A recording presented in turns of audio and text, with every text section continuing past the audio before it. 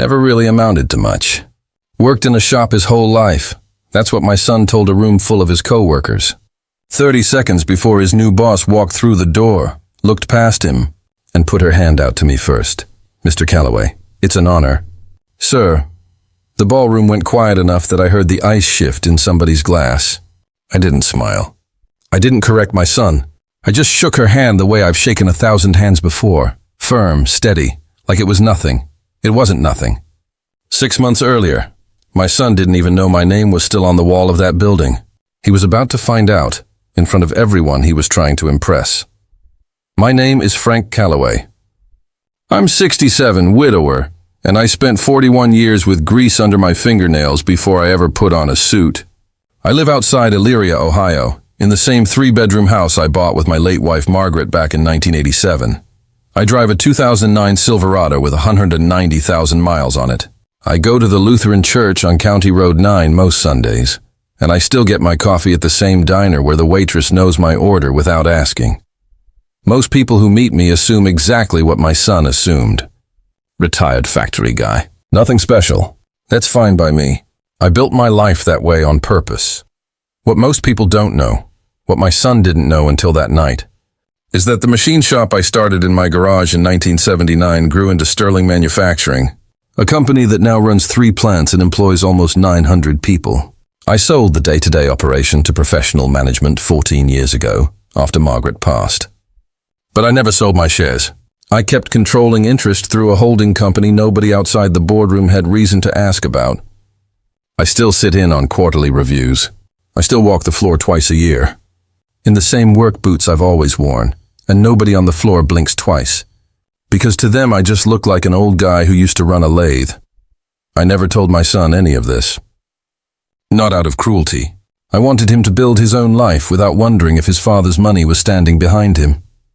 I never expected that silence to cost me the way it did. It started small, the way these things always do. Tyler, my son, graduated with a business degree from Kent State 3 years ago. Sharp kid, ambitious in a way I never was. He wanted an office job, a company with a real name behind it, something he could put on a LinkedIn page that made his college friends nod. He applied to a dozen places before he landed an interview at Sterling Manufacturing, which, if you're keeping track, is the company I started with a welder, a used lathe, and $1,100 I'd saved working nights at a bearing plant. He called me the night he got the offer. I remember exactly where I was standing, in the kitchen, drying a coffee mug when the phone rang. "Dad, I got it. Supervisor track, Sterling Manufacturing." "Real company, Dad, not some garage operation." He didn't know. That's the part that stung, though I didn't let it show. He said, not some garage operation like it was a compliment to himself, a step up from wherever he assumed I'd spent my career. I could have told him right then. Instead, I said, "That's great, son. Proud of you." And I hung up and stood in that kitchen for a long minute, holding a dish towel, saying nothing to an empty house.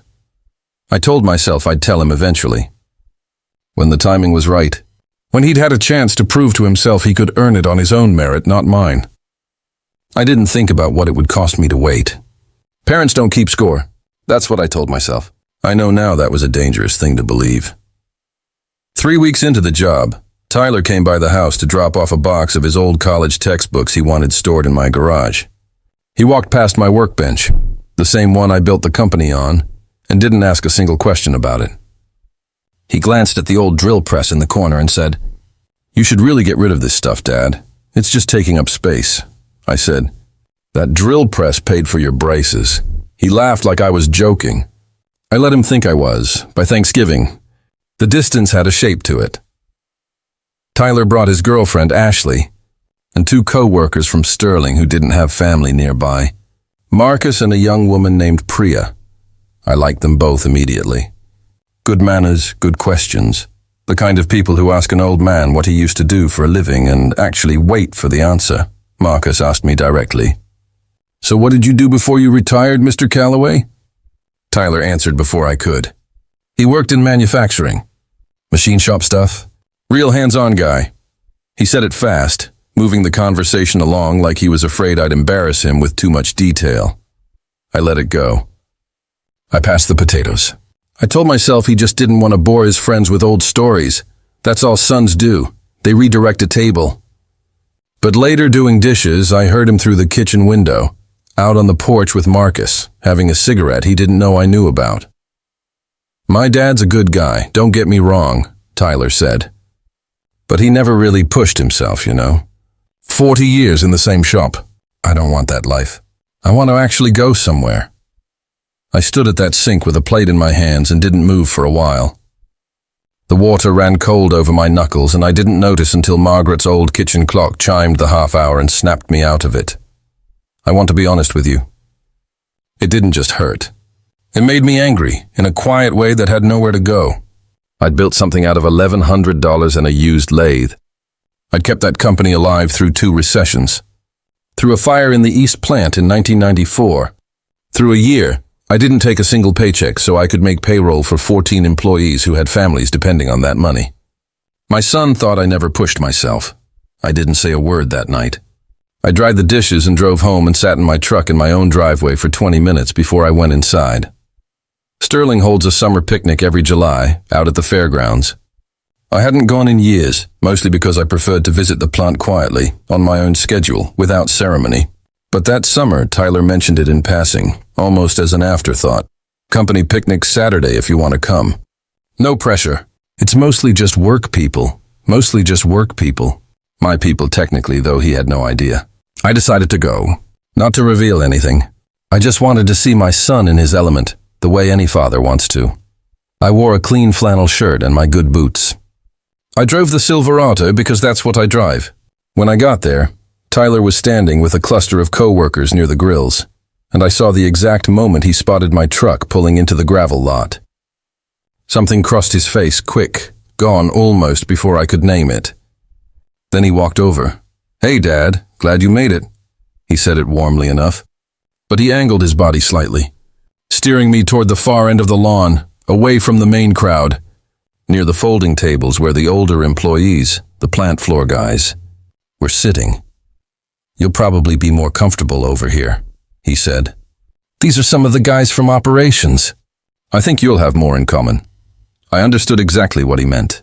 He wasn't being cruel on purpose. He was sorting me quietly into the category he'd already decided I belonged to.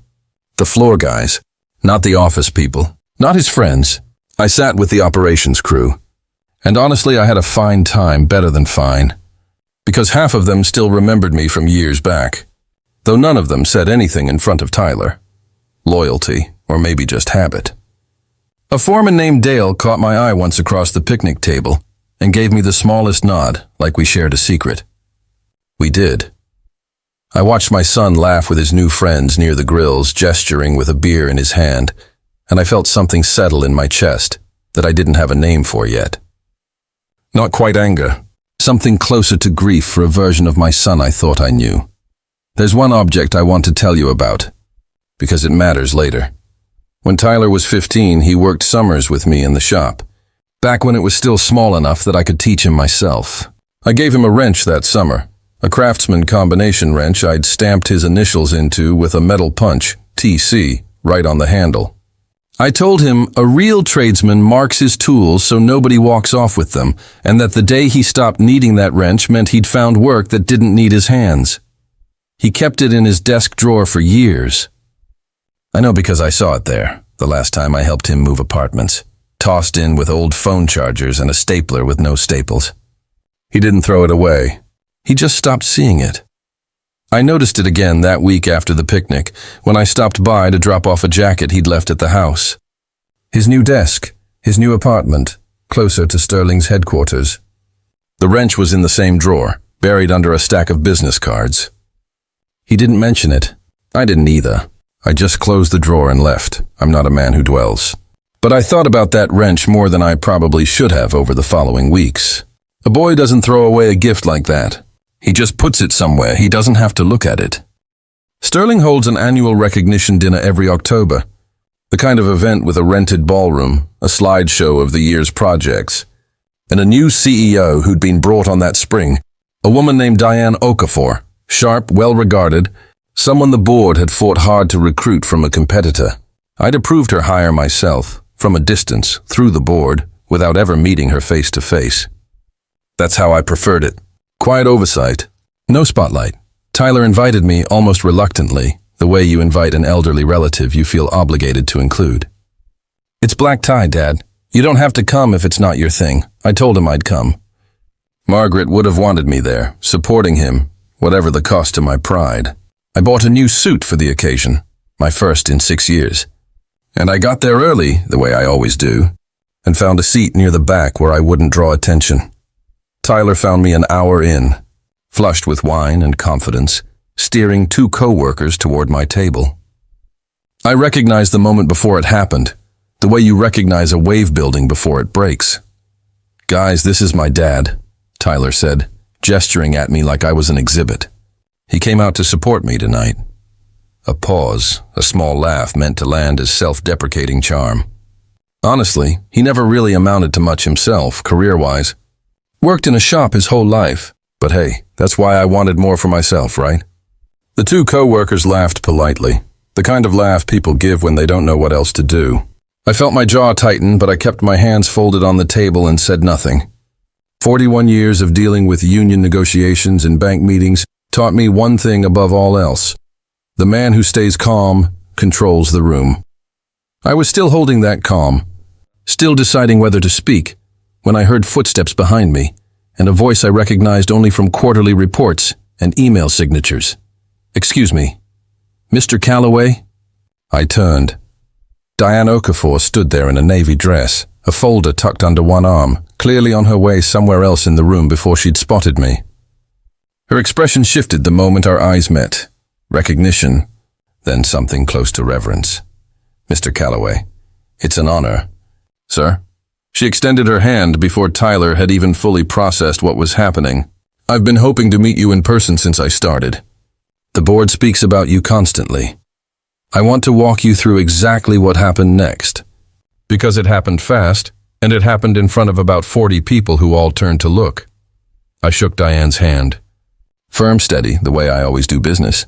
"Ms. Okafor, good to finally put a face to the name. You've done fine work this year. The Q3 numbers were the best this company's seen in a decade." Tyler's face had gone through 3 distinct expressions in about 4 seconds. Confusion first, because his new CEO clearly knew his father by name and title. Then a flicker of something like hope, that maybe this was some coincidence, some mistake. Then as Diane kept talking, the 3rd expression, the one I'll remember for a long time, understanding. "Tyler," Diane said, turning to him with the easy warmth of someone who had no idea she was detonating something. "I didn't realize Frank Calloway was your father. You should have said something. He's the reason any of us have jobs here. Majority shareholder, founder, the man who built this company from a single garage lathe. The board doesn't make a major decision without his sign-off." The room had gone quiet in that specific way rooms go quiet. Not silent exactly, but attentive. Everyone pretending to look at their plates while listening hard.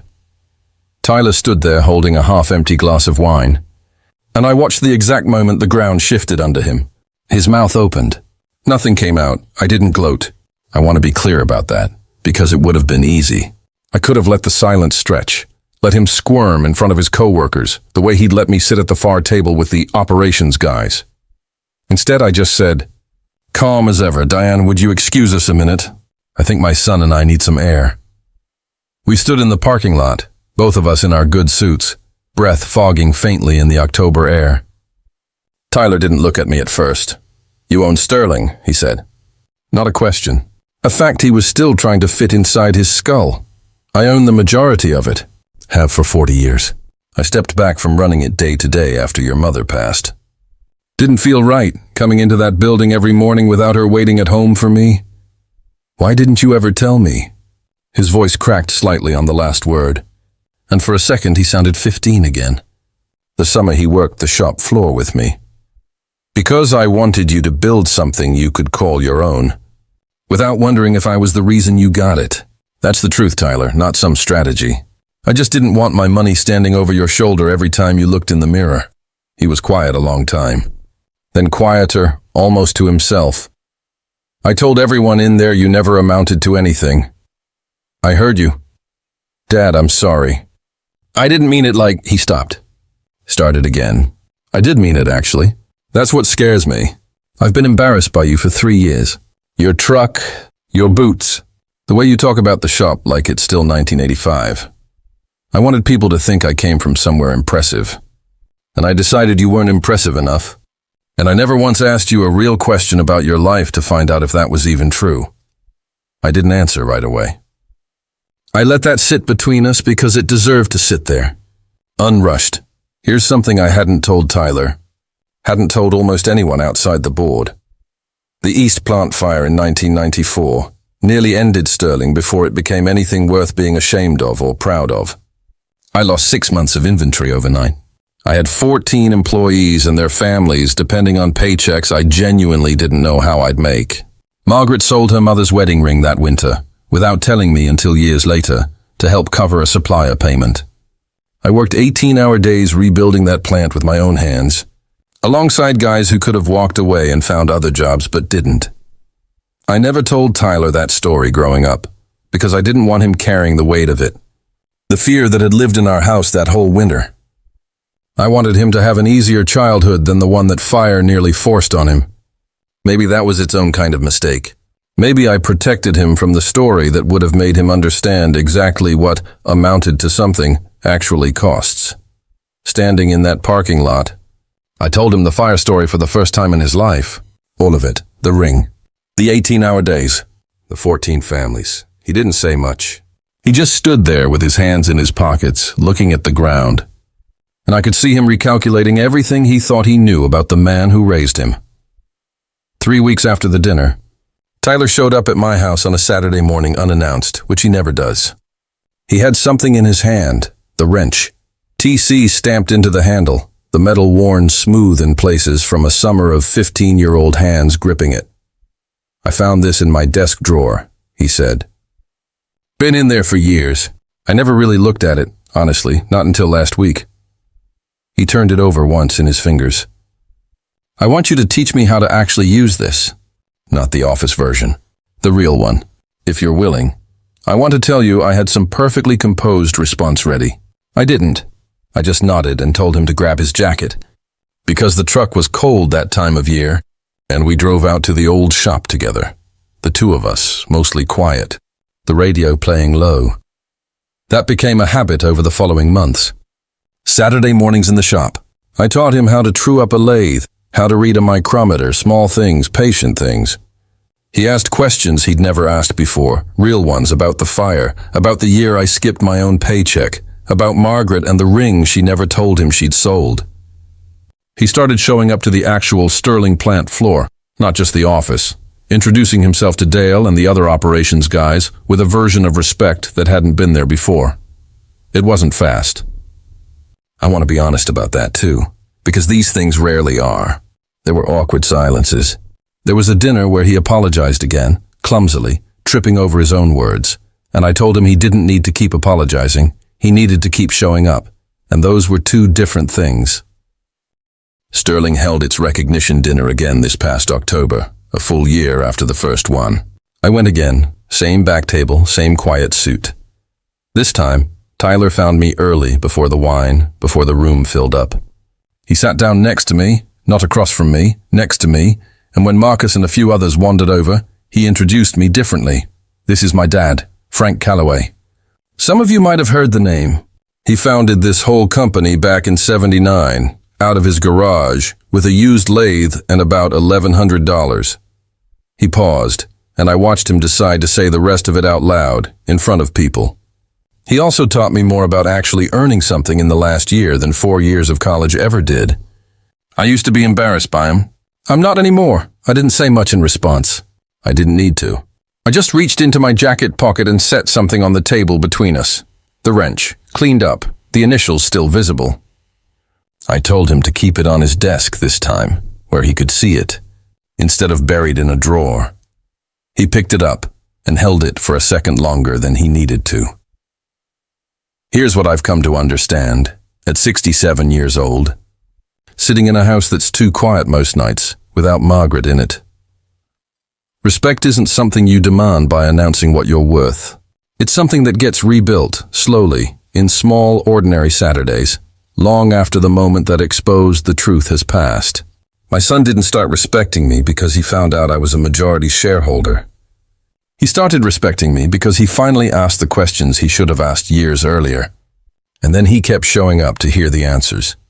If this reminds you of someone in your own life, a parent you underestimated, or a child who's underestimating you right now, I'd ask you to do one simple thing. Send it to them, not as a message, just as a door left open. And if you want more stories like this one, stick around and subscribe. This channel is built on exactly this. Ordinary people who turn out to carry more than anyone around them ever gave them credit for.